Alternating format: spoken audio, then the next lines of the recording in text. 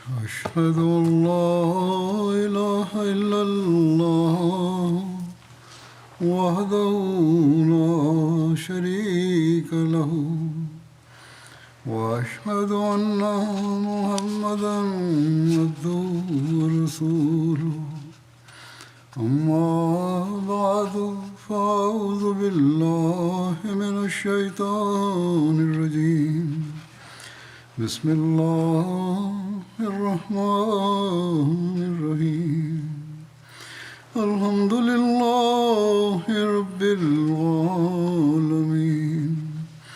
الرحمن الرحيم مالك يوم الدين إياك نعبد وإياك نستعين اهدنا الصراط المستقيم صراط الذين أنعمت عليهم غير المغضوب عليهم ولا الضالين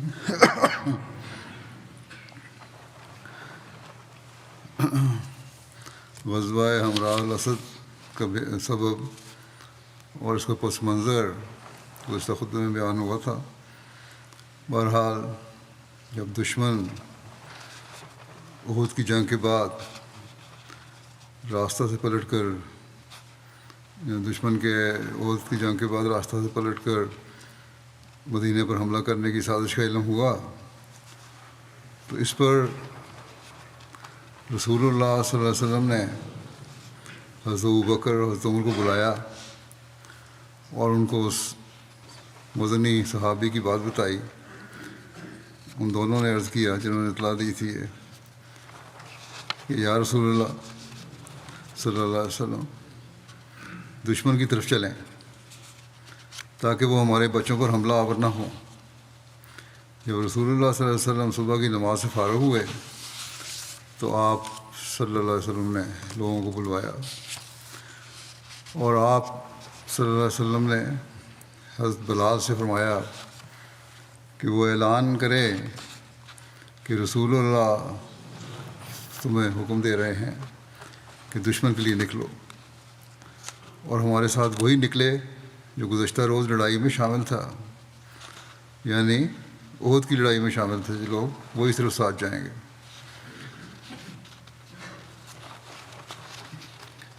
اسلامی پرچم اور پھر مدینہ قائم مقامی کے بارے میں لکھا ہے کہ حضور صلی اللہ علیہ وسلم نے اپنا جھنڈا منگوایا جو کہ گزشتہ روز سے ہی بندھا ہوا تھا، اس کو ابھی تک کھولا نہیں گیا تھا۔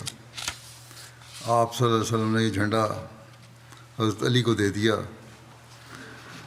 اور ایک جگہ یہ بھی بیان ہوا ہے کہ حضرت ابوبکر کو دیا تھا۔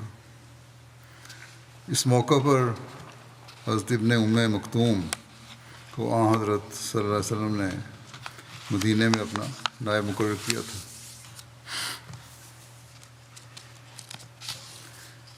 سیرت نگار لکھتے ہیں کہ حضور صلی اللہ علیہ وسلم کا دشمن کے تعاقب میں نکلنے کا فیصلہ انتہائی دانشمندانہ تھا۔ تفصیل میں بیان ہوا ہے کہ منافقین کے نزدیک جنگ احد میں 70 افراد کے جانی نقصان کے بعد اگلے ہی روز دشمن کے تعاقب میں بنا زائد افرادی قوت کے جانا انتہائی خطرناک تھا، مگر بعد کے حالات نے ثابت کر دیا کہ حضور صلی اللہ علیہ وسلم کا فیصلہ انتہائی دانشمندانہ تھا، جس سے مسلمانوں کو بے شمار فوائد حاصل ہوئے۔ آپ صلی اللہ علیہ وسلم نے ساری رات جنگ سے پیدا شدہ صورتحال پر غور کرتے گزاری۔ آپ کو اندیشہ تھا کہ اگر احد سے واپس مکہ جانے والے مشرکین نے سوچا کہ میدان جنگ میں اپنا پلہ بھاری ہوتے ہوئے بھی ہم نے کوئی فائدہ نہیں اٹھایا تو یقیناً انہیں ندامت محسوس ہوگی اور وہ راستے سے پلٹ کر مدینے پر دوبارہ حملہ کریں گے۔ اس لیے آپ صلی اللہ علیہ وسلم نے بہترین جنگی حکمت عملی اپناتے ہوئے دشمن کے تعاقب کا فیصلہ فرمایا۔ اس فیصلے نے مجاہدین کے حوصلوں کو مزید بلندیوں تک پہنچا دیا اور منافقین کے دل پر حضور علیہ الصلوۃ والسلام کی قوت ارادی اور قوت یقین کی ہیبت طاری کر دی۔ تیسری طرف جب دشمن کو خبر ملی کہ اسلامی لشکر ان کے تعاقب میں ہے تو ان کے حوصلوں کے ٹمٹماتے چراغ بجھنے لگے۔ یہ ایک سیرت کی کتاب کا ہے نوٹ۔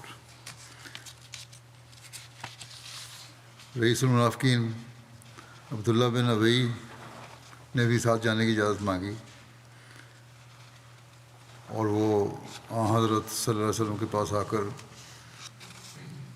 اس غزوے میں شامل ہونے کی درخواست کرنے لگا۔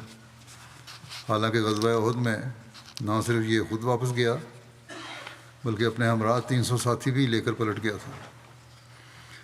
ایسی حرکت پر یقیناً وہ شرمندہ بھی ہوگا اور شاید اس ندامت کا داغ مٹانے کے لیے یا خدا معلوم کسی اور سازش کے تحت، کیونکہ منافقین کا تو پتہ کچھ نہیں ہوتا، یہ نبی اکرم صلی اللہ علیہ وسلم کی خدمت میں حاضر ہوا اور آپ صلی اللہ علیہ وسلم کے ساتھ جانے کی اجازت طلب کی تو آپ نے اسے ساتھ جانے سے منع فرما دیا۔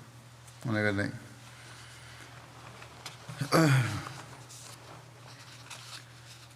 زخمی صحابہ احد کی جنگ میں کاری زخم لگے تھے بعضوں کو، اس کے باوجود حضور صلی اللہ علیہ وسلم کے حکم کی بجاوری کا کیا نمونہ دکھایا انہوں نے۔ اس بارے میں لکھا ہے کہ حضرت صلی اللہ علیہ وسلم کا یہ اعلان تھا کہ عشق و وفا کی یہ مخلص جانسار اپنے زخموں کو سنبھالتے ہوئے، اپنے اسلحوں کو لیے ہوئے ایک بار پھر نکل پڑے۔ جب علیہ وسلم نے اعلان فرمایا تو فوری طور پر وہ نکل پڑے۔ حضرت اسید بن حضیر کو 9 زخم لگے ہوئے تھے۔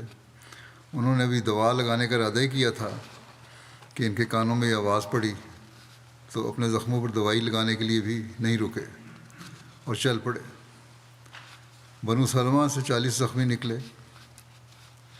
رسول اللہ صلی اللہ علیہ وسلم نے انہیں ایسی حالت میں بھی حکم کی تعمیل کرتے ہوئے دیکھ کر ان کے لیے دعائے مغفرت کی اور فرمایا اللہم ارحم بنی سلمہ، اے اللہ بنو سلمہ پر رحم فرما۔ طفیل بن نعمان کو 13 زخم لگے تھے، خراش بن سمہ کو 10 زخم لگے تھے، کعب بن مالک کو 10 سے زائد زخم اور قطبہ بن عامر کو 9 زخم لگے تھے، لیکن اس کے باوجود مسلمان اپنے ہتھیاروں کی طرف دوڑے اور اپنے زخموں پر مرہم لگانے کے لیے نہیں ٹھہرے۔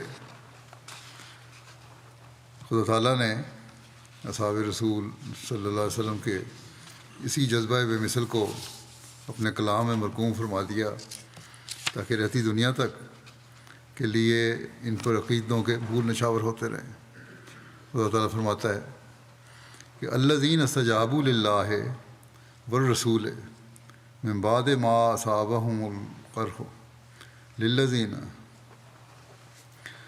من بعد ما اصابہ الرسول من بعد ما اصابہم القرح للذین احسنوا منہم واتقوا اجر عظیم۔ وہ لوگ جنہوں نے اللہ اور اس کے اور رسول کو لبیک کہا بعد اس کے کہ انہیں زخم پہنچ چکے تھے، ان میں سے ان لوگوں کے لیے جنہوں نے احسان کیا اور تقوی اختیار کیا بہت بڑا اجر ہے۔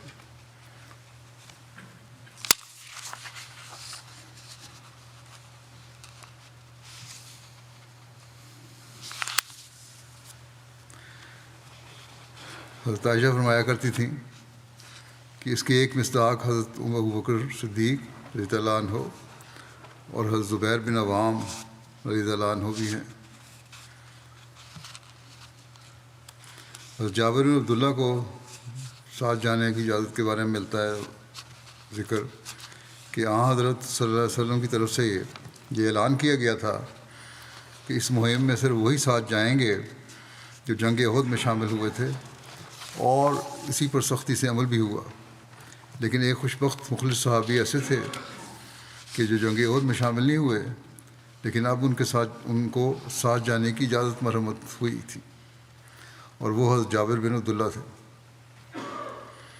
ابن اسحاق اور ابن عمر نے بیان کیا ہے کہ جابر بن عبداللہ رسول اللہ صلی اللہ علیہ وسلم کے پاس آئے اور عرض کیا، یا رسول اللہ صلی اللہ علیہ وسلم، آپ کے منادی نے یہ اعلان کیا ہے کہ ہمارے ساتھ وہی نکلے جو گزشتہ روز لڑائی یعنی جنگ احد میں موجود تھا، اور میں لڑائی میں حاضر ہونے کا خواہش مند تھا، لیکن میرے والد نے مجھے میری 7 بہنوں کے لیے پیچھے چھوڑ دیا، اور ایک قول کے مطابق ان کی بہنوں کی تعداد 9 تھی۔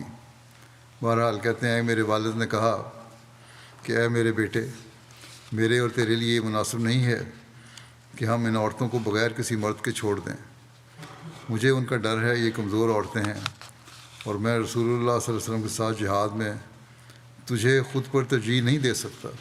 یہ بھی ہے کہ عورتوں کو بھی اکیلا نہیں چھوڑ سکتے، اور جہاد میں خود جانا بھی چاہتا ہوں، اور میری خواہش یہی ہے کہ میں جاؤں اور تم نہ جاؤ، تو اپنی بہنوں کے پاس پیچھے رہ جاتا ہوں، اور میں رسول اللہ صلی اللہ علیہ وسلم کے ساتھ جہاد پر جاتا ہوں۔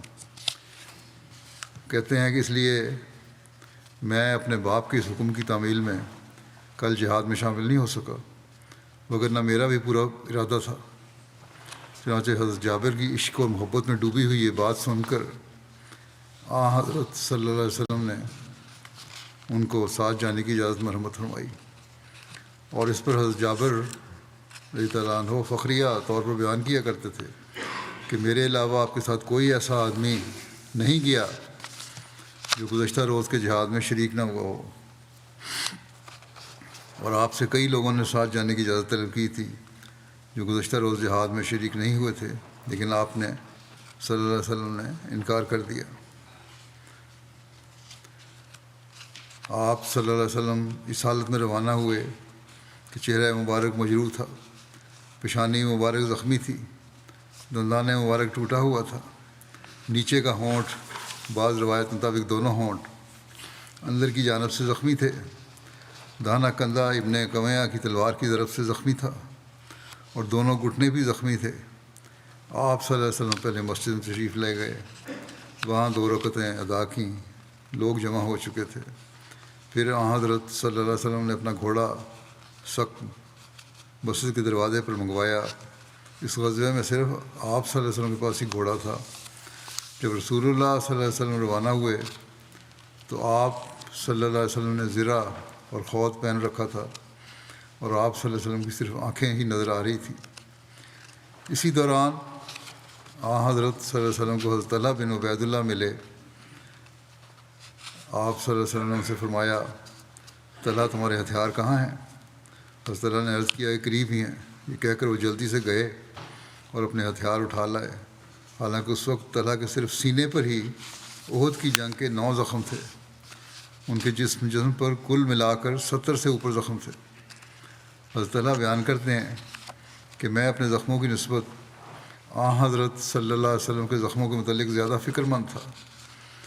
حضرت صلی اللہ علیہ وسلم میرے پاس تشریف لائے اور پوچھنے لگے کہ تم دشمن کو کہاں دیکھتے ہو، یعنی تمہارا کیا اندازہ ہے کہ ابو سفیان اور اس کا لشکر کس جگہ پر ہوگا؟ میں نے عرض کیا کہ نشیبی علاقے میں۔ آپ نے فرمایا، یہی میرا خیال بھی ہے۔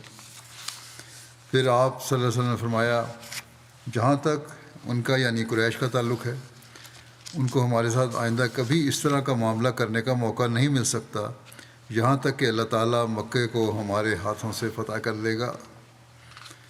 ایک روایت کے مطابق حضرت صلی اللہ علیہ وسلم نے حضرت عمر سے فرمایا، اے ابن خطاب، آئندہ کبھی قریش ہمارے ساتھ ایسا معاملہ نہیں کر پائیں گے یہاں تک کہ ہم حجر اسود کو بوسہ دیں گے۔ ثابت بن ثعلبہ خزرجی ہمراہ الاسد تک آپ صلی اللہ علیہ وسلم کو راستہ کی رہنمائی کرنے والے تھے۔ ایک روایت کے مطابق ثابت بن ضحاک رہنمائی کرنے والے تھے، 2 روایتیں ہیں یہ۔ حضرت صلی اللہ علیہ وسلم نے اس موقع پر 2 اصحاب کو آگے روانہ فرمایا تاکہ خبر لیں۔ رسول کریم صلی اللہ علیہ وسلم نے یہ تفصیل اس طرح ہے کہ رسول کریم صلی اللہ علیہ وسلم نے قبیلہ اسلم کی ایک شاخ بنو سہم میں سے سفیان کے 2 بیٹوں سلیت اور نعمان کو لوگوں کی اطلاع لینے کے لیے آگے بھیجا، اور تیسرا شخص قبیلہ اسلم کی ایک شاخ بنو عویر میں سے ان کے ساتھ بھیجا، اس کا نام نہیں بیان ہوا۔ ان میں سے 2 ہمراہ الاسد کے مقام پر قریش کو جا ملے۔ قریش باتیں کر رہے تھے۔ قریش نے ان دونوں افراد کو دیکھ لیا تو انہیں قتل کر دیا۔ جب رسول اللہ صلی اللہ علیہ وسلم اپنے اصحاب کے ساتھ روانہ ہوئے اور ہمراہ الاسد میں پہنچ کر لشکر کا پڑاؤ کیا تو ان دونوں اصحاب کو ایک قبر میں دفن کیا، لاشیں وہیں پڑی ہوئی تھیں، وہ دونوں ساتھی تھے۔ اس غزوے میں 2 انصاری بھائیوں کا اطاعت کا نمونہ بھی نظر آتا ہے، اور کس طرح انہوں نے زخمی حالت میں پیدل سفر کیا۔ تفصیل میں آتا ہے کہ حضرت عبداللہ بن سہل اور حضرت رافع بن سہل دونوں بھائی جو قبیلہ بنو عبد الاشر میں سے تھے، جب وہ دونوں غزوہ احد سے واپس آئے تو شدید زخمی تھے، جنگ میں زخمی ہو گئے، اور حضرت عبداللہ زیادہ زخمی تھے۔ جب ان دونوں بھائیوں نے رسول اللہ صلی اللہ علیہ وسلم کے ہمراہ الاسد کی طرف جانے اور اس میں شمولیت کی بابت آپ کے حکم کے بارے میں سنا تو ان میں سے ایک نے دوسرے سے کہا، بخدا اگر ہم رسول اللہ صلی اللہ علیہ وسلم کے ہمراہ غزوہ میں شرکت نہ کر سکے تو یہ ایک بڑی محرومی ہوگی۔ یہ تھا ان کا ایمان۔ پھر کہنے لگے، بخدا ہمارے پاس کوئی سواری بھی نہیں ہے جس پر ہم سوار ہوں، اور نہ ہی ہم جانتے ہیں کہ ہم کس طرح یہ کام کریں۔ حضرت عبداللہ نے کہا کہ آؤ میرے ساتھ، ہم پیدل چلتے ہیں۔ حضرت رافع نے کہا کہ اللہ کی قسم مجھے تو زخموں کی وجہ سے چلنے کی سخت بھی نہیں ہے۔ یہ حالت تھی۔ آپ کے بھائی نے کہا کہ آؤ ہم آہستہ آہستہ چلتے ہیں اور رسول اللہ صلی اللہ علیہ وسلم کی طرف چلتے ہیں۔ چنانچہ وہ دونوں گرتے پڑتے چلنے لگے۔ حضرت رافع نے کبھی کمزوری محسوس کی تو حضرت عبداللہ نے حضرت رافع کو اپنی پیٹھ پر اٹھا لیا، کبھی وہ پیدل چلنے لگے۔ ایسی حالت تھی کہ دونوں ہی زخمی تھے، لیکن جو بہتر تھے وہ زیادہ زخمی کو اپنی پیٹھ پر اٹھا لیتے تھے، لیکن حضرت صلی اللہ علیہ وسلم کی طرف چلتے رہے۔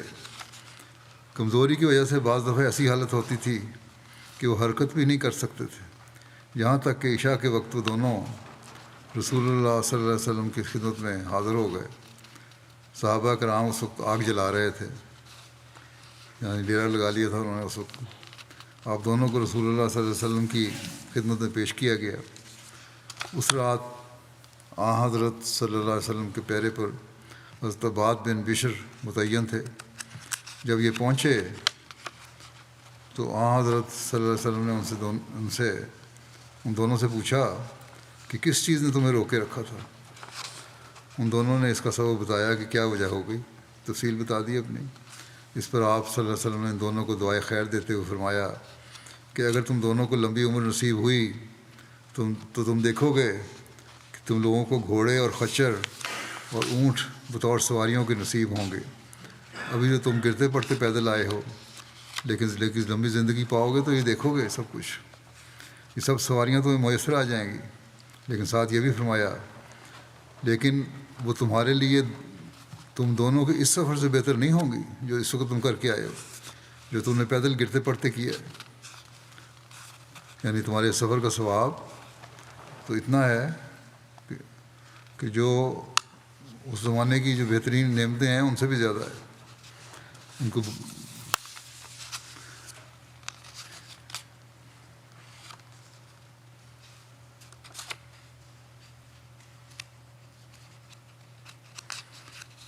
یہ بھی کہا جاتا ہے کہ یہ واقعہ انس اور مونس فضالہ کے بیٹوں کے ساتھ پیش آیا تھا، اس لیے ممکن ہے کہ واقعہ دونوں کے ساتھ ہی پیش آیا ہو۔ پھر ذکر آتا ہے کہ مسلمانوں کا زاد راہ اور حضرت سعد بن عبادہ کی سخاوت کا، اس کی تفصیل یوں بیان ہوتی ہے کہ حضرت جابر بن عبداللہ بیان کرتے ہیں کہ غزوہ ہمراہ الاسد میں ہمارا عام زاد راہ کھجوریں تھیں، کھجوریں کھایا کرتے تھے۔ حضرت سعد بن عبادہ 30 اونٹ اور کھجوریں لائے جو ہمراہ الاسد مقام تک ہمارے لیے وافر رہیں۔ راوی نے یہ بھی لکھا ہے کہ وہ اونٹ لے کر آئے تھے جو کسی دن 2 یا کسی دن 3 کر کے ذبح کیے جاتے تھے۔ بعض دفعہ اونٹ بھی کھائے جاتے تھے کھجوروں کے ساتھ، اونٹ کا گوشت۔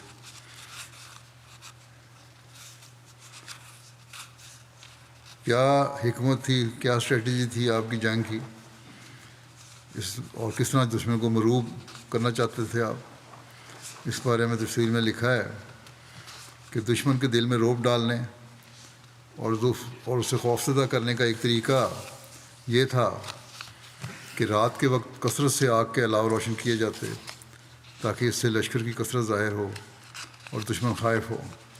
اس لیے حضور صلی اللہ علیہ وسلم جہاں بھی رات کو پڑاؤ فرماتے تو صحابہ کو ارشاد فرماتے کہ پھیل کر الگ الگ آگ جلائیں۔ چنانچہ ہر شخص ایک آگ جلاتا، 500 جگہوں پر آگ جلائی گئی، یہاں تک کہ وہ دور سے نظر آتی تھی۔ مسلمانوں کے لشکر اور اس آگ کا ذکر دور تک پھیل گیا۔ اس کی وجہ سے اللہ نے دشمن کو مروب کیا۔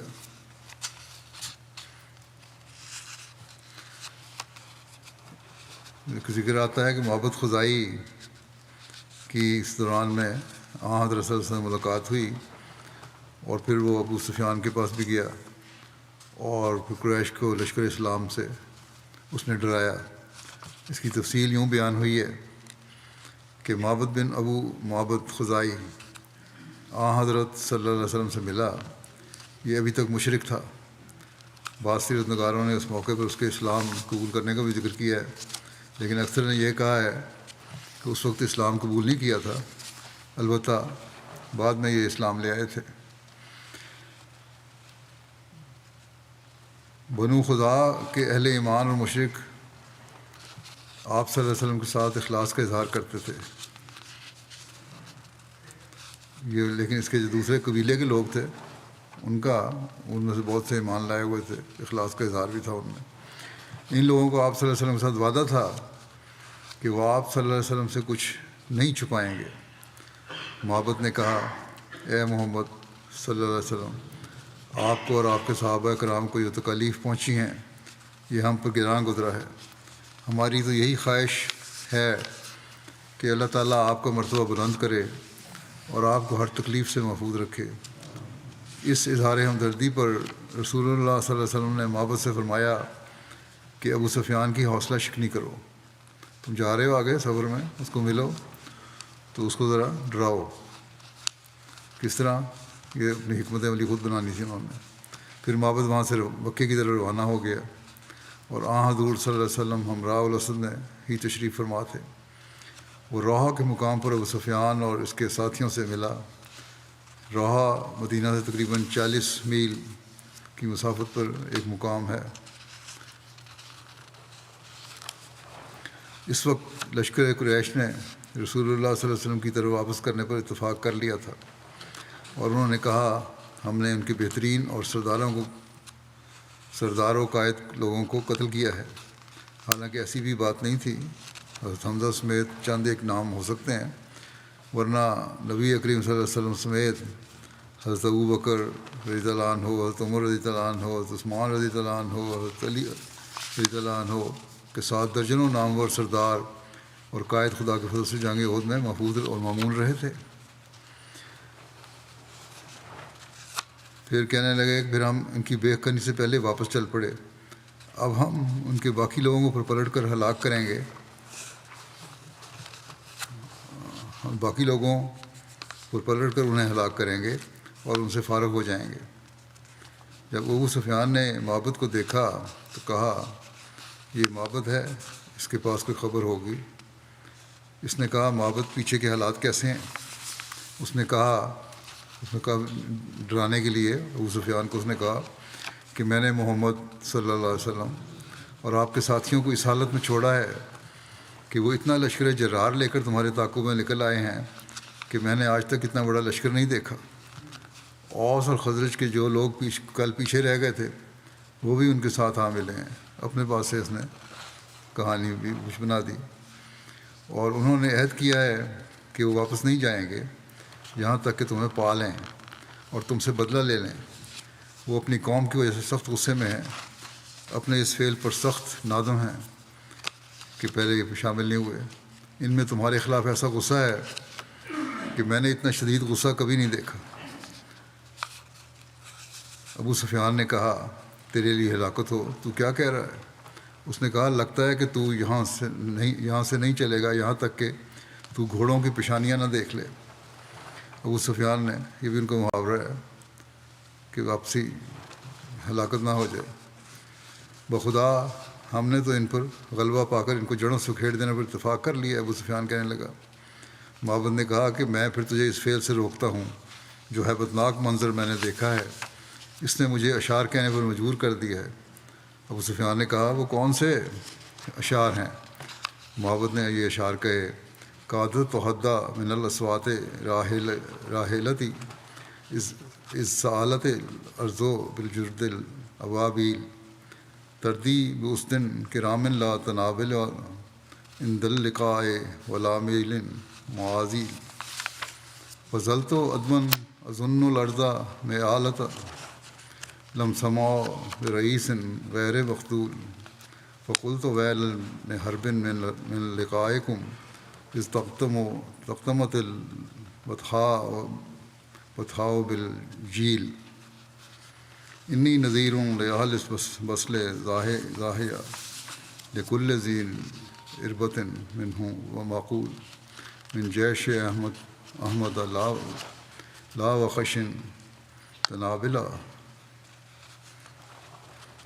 ولیس یوسف ما انذرت بالقیل، کہ جب میں زمین پر اعلیٰ نسل کے گھوڑوں کا جھنڈ در جھنڈ چلنے لگے، جب زمین پر اعلیٰ نسل گھوڑوں کے جھنڈ در جھنڈ چلنے لگے تو ان کے سموں کی آواز سے قریب تھا کہ میری اونٹنی گھبراہٹ سے ڈگمگانے لگے اور گر جائے۔ اب وہاں صرف ایک گھوڑا تھا، لیکن اس نے بھی ایسا مبالغے سے نقشہ کھینچا اپنے شعروں میں کہ جس نے ڈرا دیا ان لوگوں کو۔ پھر کہہ رہے ہیں کہ وہ گھوڑے ایسے عمدہ شیر جیسے بہادر جنگجوؤں کو اٹھائے ہوئے تھے جو نہ تو کوتاہ قامت ہیں اور نہ ہی لڑائی میں نہتے اور نہ شاہ سواری میں اناڑی ہیں، یعنی جنگ میں خوب ماہر اور تیر و تلوار سے مسلح اور میدان شاہ سواری میں یکتائے زمانہ ہیں۔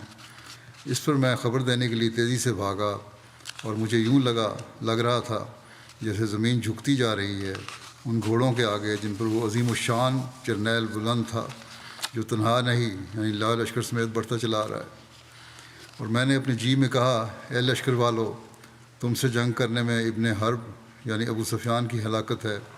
جب میدان جنگ لشکر کی آواز سے گونج اٹھے گا، میں اہل قریش میں سے ہر دانا اور مقبول شخص کو احمد صلی اللہ علیہ وسلم کے اس عظیم لشکر سے متنبع کرتا ہوں جس کی فوج نکمے اور پس لوگوں پر مشتمل نہیں ہے۔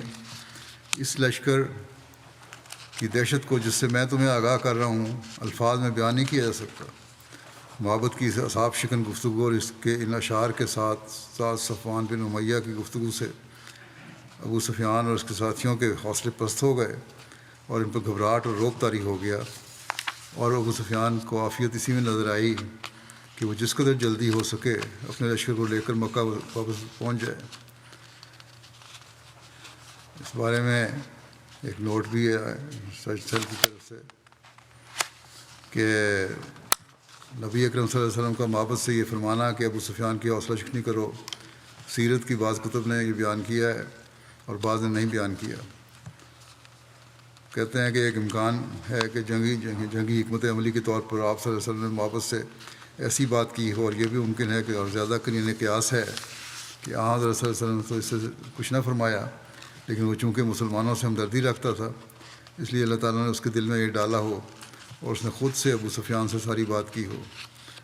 بہرحال یہ تو ان کا نوٹ ہے، لیکن معبد نے جو کچھ بھی کہا یہ ان کی اپنی سوچ تھی۔ حضرت رسول اللہ نے بڑے واضح طور پہ کوئی کسی نے غلط بیانی سے نہیں کہا تھا، لیکن جس طرح انہوں نے ڈرایا، جو نقشہ کھینچا، اسے کافر ڈر گئے۔ بہرحال اسی دوران کہ مشرکین کا لشکر مکہ واپس کی تیاری کر رہا تھا کہ ابو سفیان کے پاس سے عبد القیس کا ایک کارواں گزرا جس نے دراصل اسی جگہ پڑاؤ کیا ہوا تھا۔ اس نے پوچھا کہاں جا رہے ہو؟ انہوں نے کہا کہ ہم مدینہ جا رہے ہیں۔ اس پر ابو سفیان نے محض پروپیگنڈے کی خاطر اپنی طرف سے ایک نفسیاتی حملہ، لیکن ناکام حملہ تھا، یہ کرنا چاہا کہ اور وہ اس طرح کہ اس نے کہا کہ کیا تم میری طرف سے محمد صلی اللہ علیہ وسلم کو پیغام دو گے؟ میں تمہیں اوکاز کے میلے میں کشمش سے بھرے ہوئے اونٹ دوں گا۔ انہوں نے کہا کہ ہاں۔ ابو سفیان نے کہا کہ جب تم صلی اللہ علیہ وسلم سے ملو تو انہیں کہنا کہ ہم نے اتفاق کر لیا کہ ہم ان کی طرف اور ان کے اصحاب کی طرف آ رہے ہیں، تاکہ ان کے بقیہ لوگوں کو جڑ سے اکھیڑ پھینکیں۔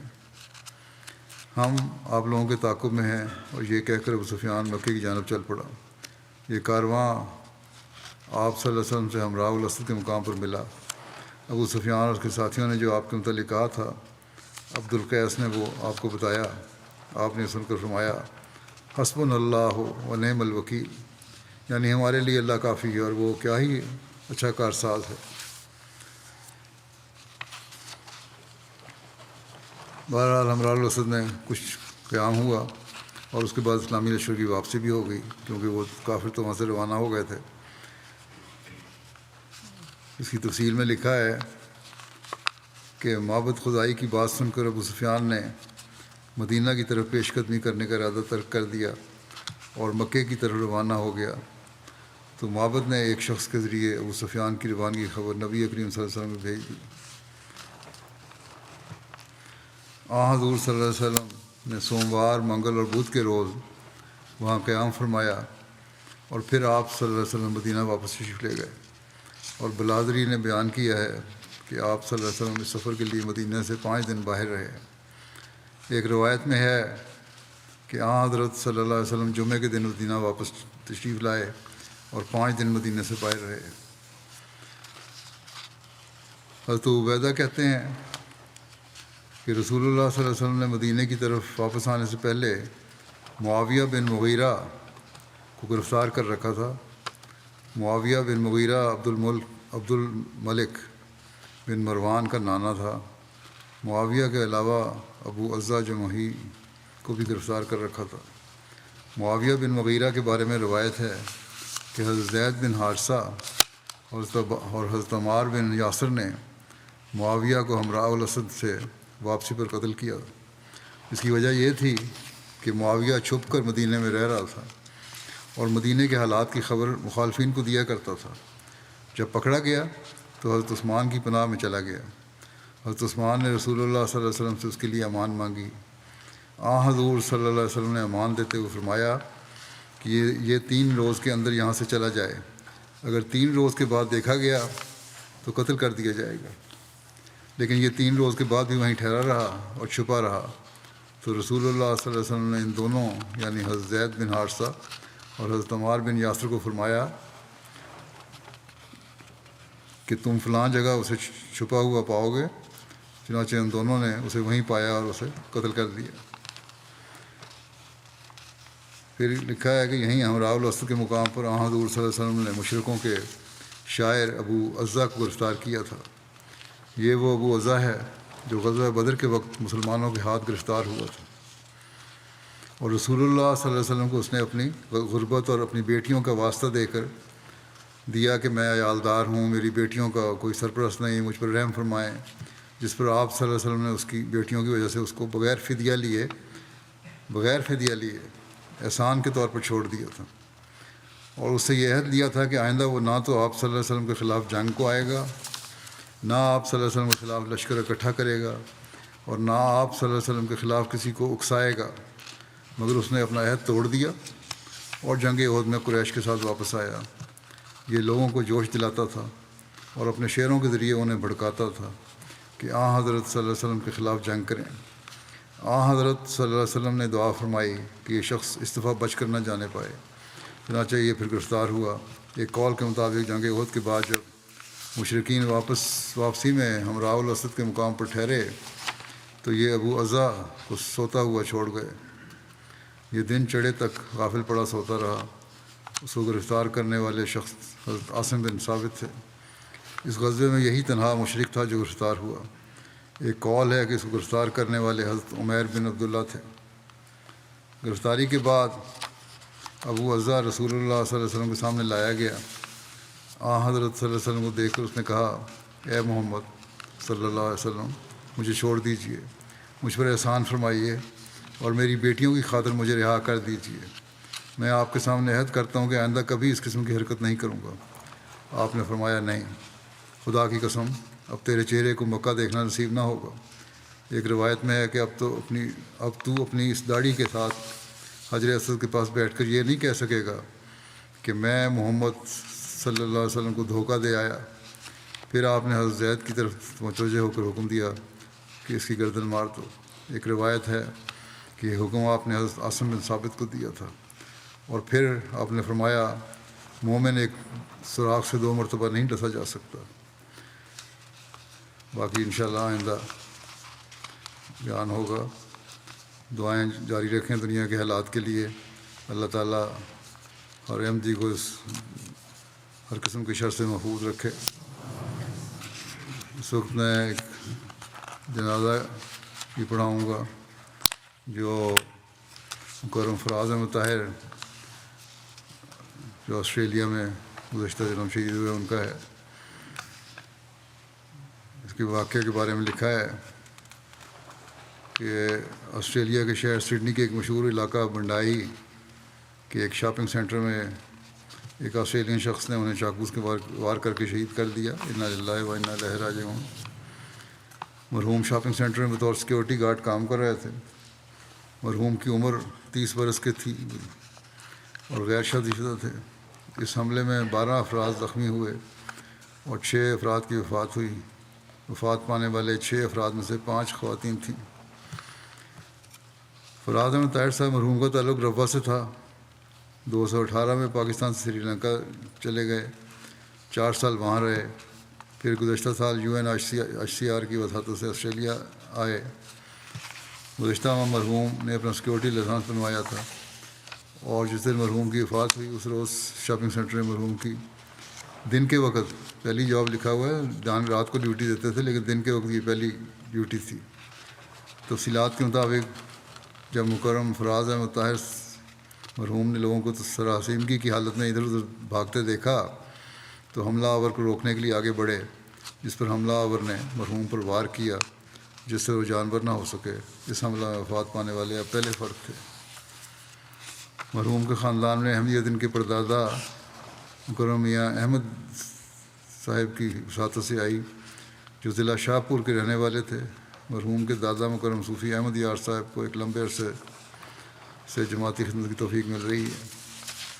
ان کے والد بشیر احمد صاحب 2005 میں، جبکہ والدہ رضیہ بیگم 2014 میں وفات پا گئی تھیں۔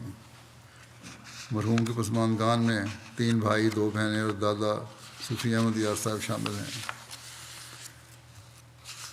اس کی تفصیلات میں ان کے بارے میں مزید یہ بھی آیا ہے کہ آسٹریلیا کے وزیر اعظم اور نیو ساؤتھ ویلز کے پریمیئر نے فراز احمد طاہر صاحب مرحوم کی بہادری اور قربانی کو خراج تحسین پیش کیا۔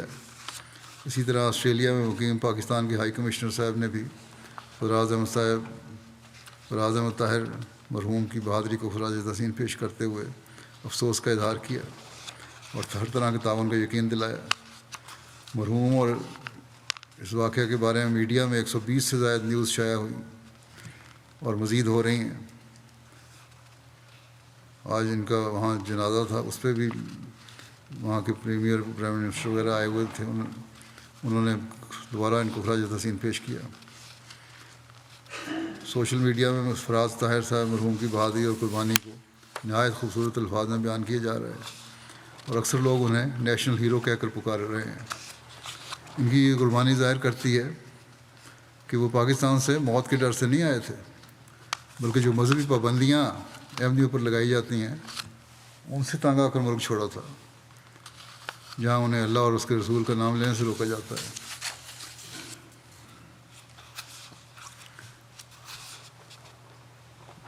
صدر خدام الاحمدیہ عدنان قادر کہتے ہیں کہ 21 اپریل روز اتوار کو آسٹریلین گورنمنٹ کی طرف سے شاپنگ مال کے قریب ایک پروگرام منعقد کیا گیا، اس کا مقصد ان تمام افراد کو خراج عقیدت پیش کرنا تھا جو اس واقعے میں وفات پا گئے ہیں۔ اس پروگرام میں وزیر اعظم Australia, premier New South Wales opposition leader, member of parliaments, local اور دوسری کونسل کے ممبرس بھی، میئرز، پولیس اور آرمی اور نیوی کے اعلیٰ افسران، کثیر تعداد میں میڈیا اور زندگی کے دوسرے شعبہ جات سے تعلق رکھنے والے اعلیٰ افسران نے شرکت کی۔ اس موقع پر جماعت کے ممبران کو بھی اس پروگرام میں مدعو کیا گیا تھا۔ ان کے بڑے بھائی مدثر بشیر کہتے ہیں مرحوم بچپن سے ہی بہت محنتی، ہنس مکھ اور نڈر طفل تھا۔ مرحوم کی عمر 11 سال تھی جب ہمارے والد صاحب کا انتقال ہو گیا، تو کہتے ہیں کہ ہمارے بڑے بھائی مظفر احمد صاحب نے ہمیں ایک باپ کی طرح پالا۔ مرحوم اپنی تعلیم کے ساتھ ساتھ بھائی کے کاروبار میں مدد دیتا تھا۔ مرحوم بہت محنتی اور اپنی بہن بھائیوں سے بہت پیار کرنے والا تھا، نرم مزاج، طبیعت میں مزاح تھا، کبھی بہن بھائیوں کی کسی بات پر ناراض نہیں ہوا۔ مرحوم جماعتی کاموں میں بھی بڑھ چڑھ کر حصہ لیتا تھا۔ جتنا عرصہ پاکستان میں رہا اور پھر سری لنکا اور بعض آسٹریلیا، جہاں بھی رہا جماعتی کاموں میں ڈیوٹیوں میں سرگرم رہا۔ خلافت کے ساتھ بہت اخلاص اور وفاق پیار کا تعلق تھا۔ یہی اصول تھا کہ نیشنلٹی ملے گی تو پہلے جا کے میں لندن خلیفۃ المسیح سے ملوں گا، یہ خواہش تھی ان کی۔ ان کے چھوٹے بھائی شیراز احمد کہتے ہیں کہ قرآن کریم کی نہایت خوش الحانی سے تلاوت کیا کرتا تھا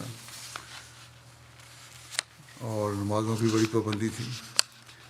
مربی کامران مبشر صاحب کہتے ہیں کہ میں نے مرحوم میں ایک خوبی دیکھی کہ جماعتی بزرگوں اور مربیان کی بہت عزت کرتے تھے اور ان کی طرف سے کوئی بھی ہدایت دی جاتی تو انکار نہیں کرتے تھے۔ اگر ان کو ان کی کسی غلطی کی وجہ سے وغیرہ کی طرف توجہ دلائی جاتی تو اس کا ہرگز برا نہیں مناتے تھے، بلکہ عاجزی سے خاموشی اختیار کرتے ہوئے اپنی غلطی کا اعتراف کرتے اور اپنی اصلاح کرتے تھے۔ ان کے ایک دوست احمد ابراہیم کہتے ہیں کہ مرحوم دین اور خلافت کے ساتھ بے مثال محبت کرنے والے وجود تھے، جماعت کے عہدیداروں کی عزت کرنے والے، نمازوں کے پابند تھے۔ میرا ان کے ساتھ ایک بھائی اور دوست کا رشتہ بن گیا تھا۔ کبھی کسی بات پر ڈانٹ بھی دیتا میں تو آنکھیں جھکا کر سن لیتے اور کہتے کہ آئندہ شکایت کا موقع نہیں دوں گا۔ بہت ہنس مکھ، بہت محبت کرنے والا انسان تھا۔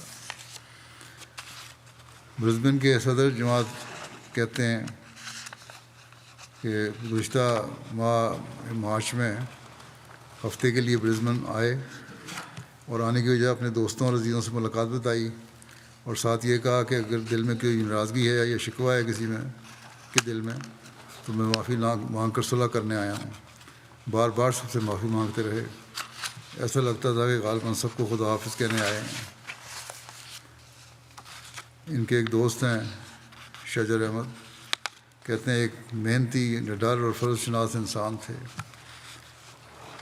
مرحوم کے ساتھ زخمی ہونے والے دوسرے سیکیورٹی گارڈ نے بتایا کہ جیسے ہی حملہ اور شاپنگ سینٹر میں داخل ہوا اور اسے دیکھ کر لوگ بھاگنے لگے تو مرحوم نے بہادری کا مظاہرہ کرتے ہوئے اس کو روکنے کی کوشش کی اور اس کے سامنے جا کھڑے ہوئے اور دوسروں کو حفاظت کرتے ہوئے اپنی جان کو نذرانہ پیش کر دیا۔ سوشل میڈیا پر بھی لوگ فراز طاہر صاحب کو خراج تحسین پیش کر رہے ہیں۔ ایک صاحب ہیں کرس مرفی، اپنے کمنٹ میں لکھا کہ حملہ ہونے سے قبل میں نے ایک خوش لباس سیکیورٹی گارڈ فراز طاہر کو دیکھا جو شاپنگ سینٹر میں اپنی ڈیوٹی پر تھا۔ وہ ایک ہیرو تھا جس نے عوام کی جان بچانے کے لیے اپنی جان دی۔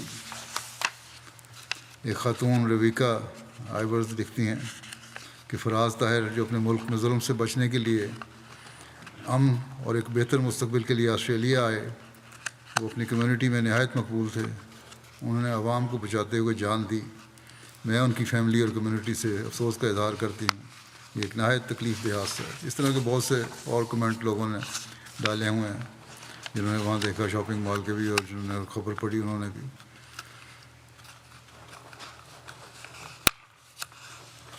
متعلم جامعہ احمدیہ روا ہیں عزیز حصور احمد، کہتے ہیں کہ فراز طاہر میرے تائیداد بھائی تھا، اچھی شخصیت کا مالک تھا، 5 وقتہ نمازوں کا اہتمام کرنے والا، دوسروں کو اس کی تلقین کرنے والا، جب بھی ملتا ہنس کر ملتا، اپنا چھوٹا بھائی سمجھتا تھا مجھے، سمجھانی ہوتی کوئی بات تو بڑے پیار سے سمجھاتا تھا، ہمیشہ دعا کے لیے کہتا ہے کہ میں آپ لوگوں کے لیے دعا کروں گا، آپ میرے لیے دعا کریں۔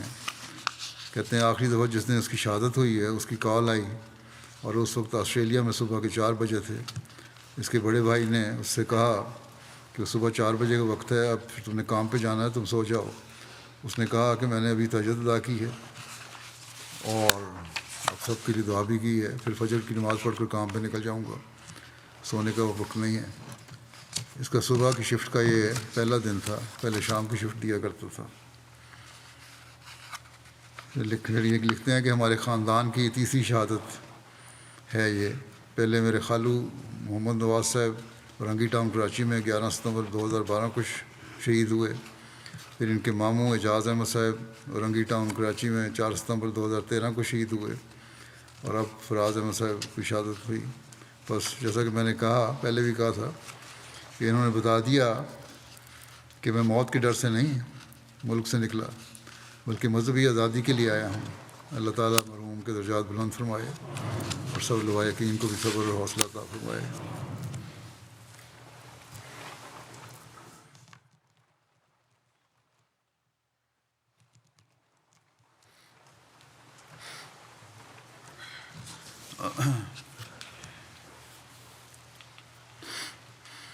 الحمد لله نحمده ونستعينه ونستغفره ونؤمن به ونتوكل عليه ونعوذ بالله من شرور أنفسنا ومن سيئات أعمالنا من يهده الله فلا مضل له ومن يضلل فلا هادي له ونشهد أن لا إله إلا الله ونشهد أن محمدا عبده ورسوله عباد الله رحمكم الله إن الله يأمر بالعدل والإحسان وإيتاء ذي القربى وينهى عن الفحشاء والمنكر والبغي يعظكم لعلكم تذكرون اذكروا الله يذكركم وادعوه يستجب لكم ولذكر الله أكبر